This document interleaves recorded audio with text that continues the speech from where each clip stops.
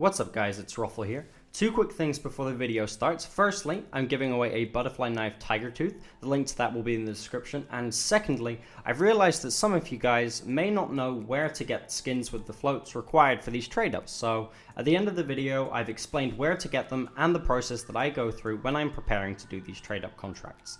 The first trade up we have today is using 10 mil-spec skins from the glove collection. The trade up costs around $1.20 to buy on OP skins. From this we can get the USPS Cyrex, the M4A1S Flashback, which are both profit. It's like $2.50 profit if it's either of those. And then we can also get the Jewel Beretta's Royal Consorts, the G3 SG1 Stinger, or the Nova Gilla, which are all between 60 and 80 cents loss. So given that the trade up only costs around $1.20, it's a pretty profitable one. But let's see how the first one goes.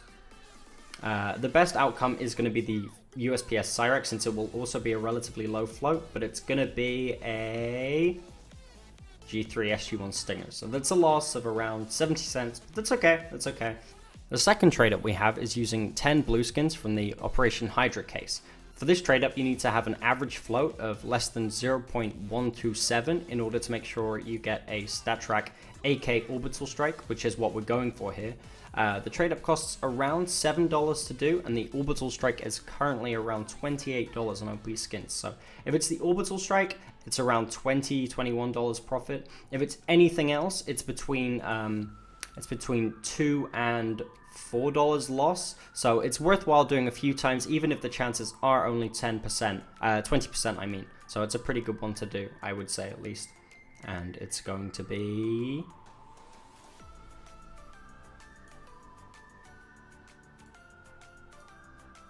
the StatTrak Red Rock. Now, the bad thing about this is because we're trying to do this trade up for less by using StatTrak minimal wear skins, the P250 Red Rock isn't factory new, which makes this loss a bit more. So I think we lost about $4 from that trade up. Let's move on to the last one. The last trade up for today is a 20% chance for the M4A1S Hot Rod. It also has a 20% chance for the Glock Twilight Galaxy, also in factory new, and then a 60% for the R8 Amber Fade. Now, you need to make sure that the float average of all of these 10 skins is less than 0.35 in order to make sure you get the Twilight Galaxy. Trade up costs around $15 to buy on OP skins, and if you get the R8 Amber Fade, you lose pretty much all of it, so it's a pretty risky one.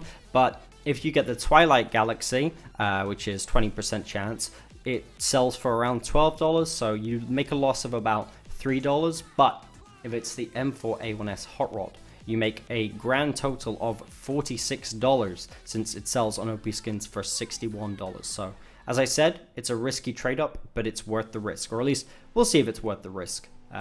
This could be the third loss out of 3 so far this series. Well, this episode. Just gonna go ahead and write M4. Make a nice little box around it, cross it out, and it's going to be the Amber Fade. So fortunately, that's a $15 loss. If you try these trade up contracts yourself, let me know, comment, or reach out to me on Twitter. I get all the items that I use for trade ups in one of two places, either from the Steam Market or from OP Skins. If you're going to be using the Steam Market, I would suggest you download Steam Wizard. This is because it will allow you to view all the floats of the items on the market, which is really important if you're going to be doing trade ups where the float averages really matter. So you can see all the floats here, and that's really useful. Then you can also buy them from OP Skins, where you can just look at the raw float, which is the real float, and just take that from there.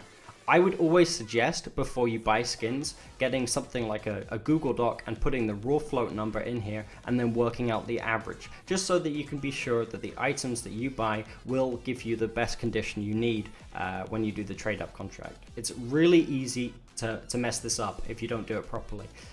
Then lastly, right before I do the trade up, I go on either CSGO Exchange or CSGO Zone, and you won't be able to see it here because I've already done the trade ups, but you will be able to select these items.